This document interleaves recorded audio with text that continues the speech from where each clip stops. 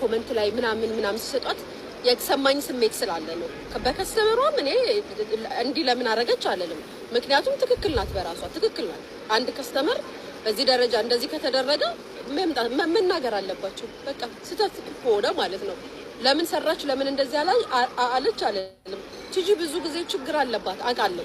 ስልክ አታነሳም፣ ኦርደር ሲሰጧት በስነ ስርዓት አትቀበልም፣ ወይ የሆነ ነገር ወይ በቃ ማለት እኔ ጋር ራሱ ብዙ ሰው ይደውልልኝ ነበር። ያው ሰዓት ላይ እኔ ጋር ጋብዣት ቤት ከኔ ጋር እንትን ብላ ስልኳን ለቅቄ ምናምን በጣም ብዙ ሰው እሷ ጋር ይደውልላት ነበር፣ በእኔ የተነሳ ማለት ነው። እየደወለ ያናግራት ነበር እና መልሶ ለኔ ደውሉልኝና ምን አይነት ልጅ ናት አንቺ ስልክ አታነሳም ያ እንደዚህ ምናምን እያሉ እየተበሳጩ ይነግሩኛል። ምናልባት ብዙ ኦርደር ስላላት ብዙ ትእዛዝ ስላላት ቢዚ ስለሆነች ብቻዋን ስለሆነ እንትኑን የምትሰራው ለዛም ሊሆን ይችላል ብዬ እኔ አክሴፕት አደርጋታለሁ። ምክንያቱም በእንደዚህ አይነት ጉዳይ ጣልቃ ውስጥ ማልገባም። ግን በቃ አንዳንዴ የምትረዱት ነገር አለ፣ አንዳንዴ የማትረዱት ነገር አለ እና የልጅቷ ቪዲዮ መስራት ስህተት ነው አልለውም፣ ትክክል ናት። እንኳን ሰራች ቲጂም ወታ ይቅርታ ጠይቃለች።